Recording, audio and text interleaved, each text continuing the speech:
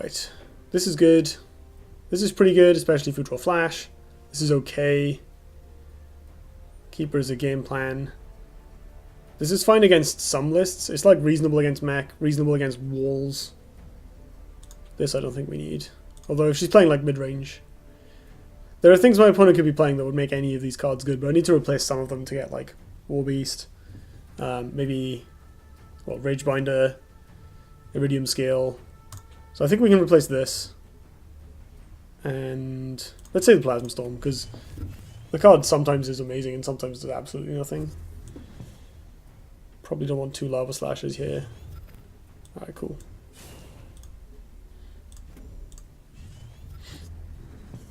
Well, we have a curve. It's slow, but it's a curve. I hope they don't play Gravity well and I have to natural selection a wall. Okay. It's Faiece again. Ah! That's sort of annoying, but not really.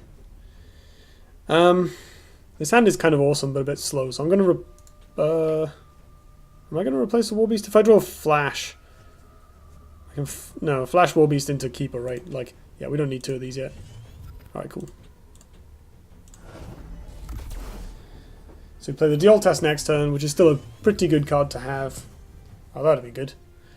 And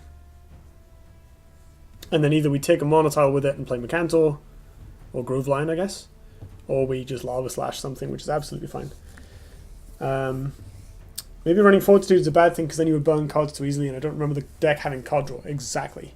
Makuta needs no card draw. Basically, yes. Most of my decks are full of card draw. This one has none, except sometimes Ruby Rifter in the sideboard. So the reason this deck doesn't have any card draw is because you're basically playing 1 spell a turn for almost the whole game. You very rarely need it. Like basically the only time you play 2 cards in 1 turn is Warbeast. Is Flash Reincarnation. And then later on you can play 2 4-drops in the same turn. Those situations come up relatively rarely, and for most of the game you're just top decking. I have to attack this with my face, and I don't want to. I would normally replace Ragebinder in this situation, but I actually want to keep it so I can gain 3 life off going Lava Slasher into this guy. Although that's like 3 turns away, and I can play Groveline then, so we can replace them, I think.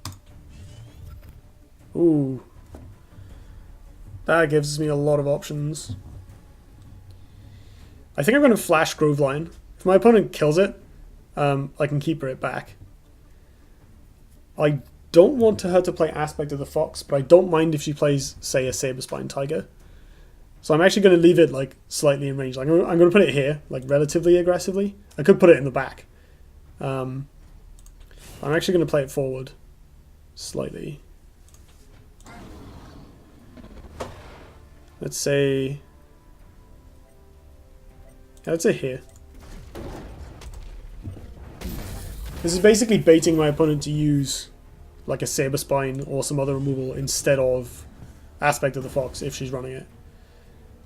Normally Cryptographer just means mad smoke, so they don't play Aspects, but there we go. So now she's used the Saberspine, which wastes up some mana, and the Groveline enters the pool of dead cards, which means it's coming back now. So I'm going to still have a Groveline, which means I'll probably win the game. Because an early Groveline is one of the best things you can do in this matchup.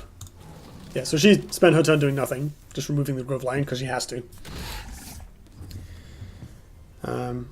Player on Dancing Blades. Oh yeah, good shout.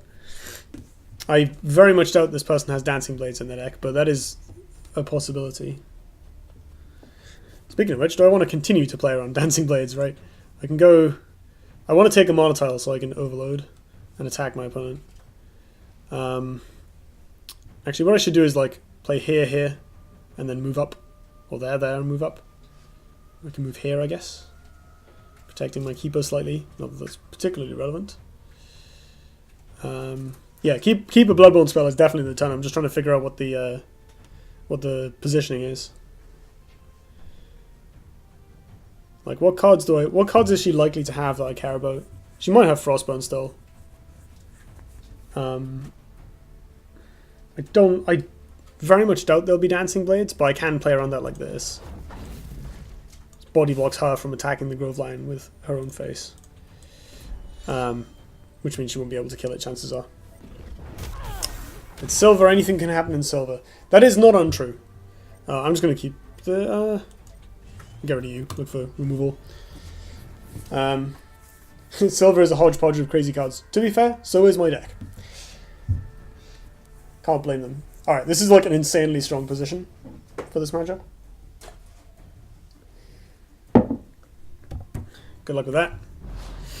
Oh yeah, we also played around Snowpiercer. That's totally in my opponent's deck. Why didn't I think of that?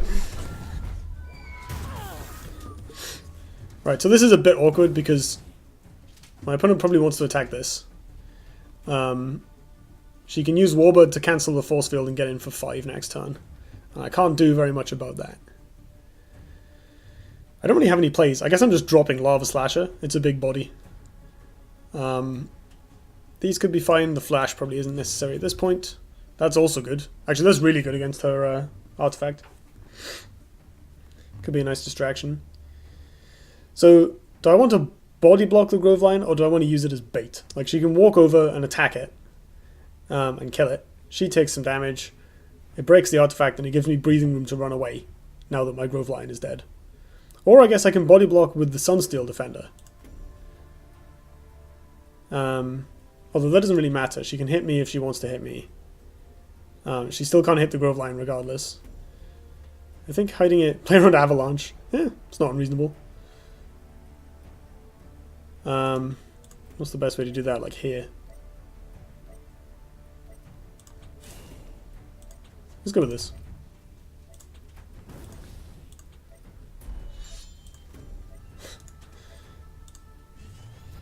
Awesome. Alright, so we can go down here, Lava Slasher, Ragebinder to gain some life. So you laugh at Snowpiercer, but this card is pretty stable in Faiece, isn't it? Like, they all play this. It's really good in Rift as well. There's 3 of them in the starter Rift deck, the Vaath deck, if you haven't played that. And it's really good. Like, the card is just quite powerful. It's a lot of damage.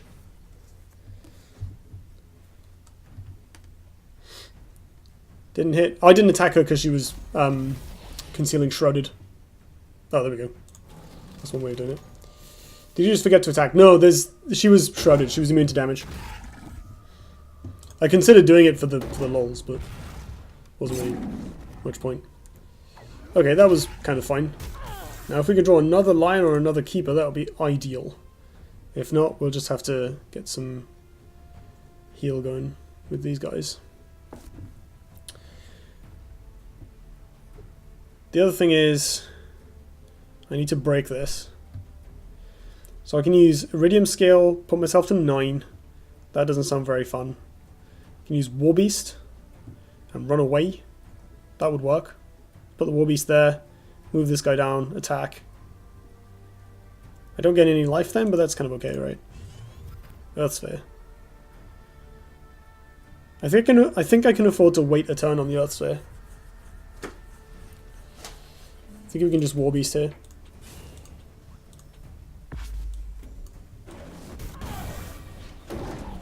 Like, especially as I'm body blocking and getting in for a ton of damage. She has to respect the other Mercantor, which I've drawn. That's good. Validating my plays. Yeah, this is a pretty hard position to lose from. She's only got 3 cards in hand, so I think her ability to deal 12 damage from across the board is pretty limited. Like, she could Saberspine Frostfire, but that's not lethal. Oh, that damage, yummy. Yeah, you're not kidding. This deck turns the corner pretty quickly because all the minions are really big. Lots of ways to hit for 4. And you only have to do that a few times and then they die. There used to be a Magmar deck back in the day that was... It was people would call it a mid-range deck, but it wasn't really. You would play Adamantite Claws, Bloodborne spell obviously, and Warbeasts, and you would just attack your opponent. I always got really annoyed playing against it, because every time they did anything, they would kill your stuff, and then you would take loads of damage. Like, kill your guy, attack you for 3. Kill your guy, hit you for 7 with Vaath plus Warbeast, blah blah blah. I played a lot of Songhai at the time. So it was extra annoying for me because most of my minions would die to Warbeasts. Like that one. Pew. Well, damage ranged, what do you think this is, Starhold? So good, man.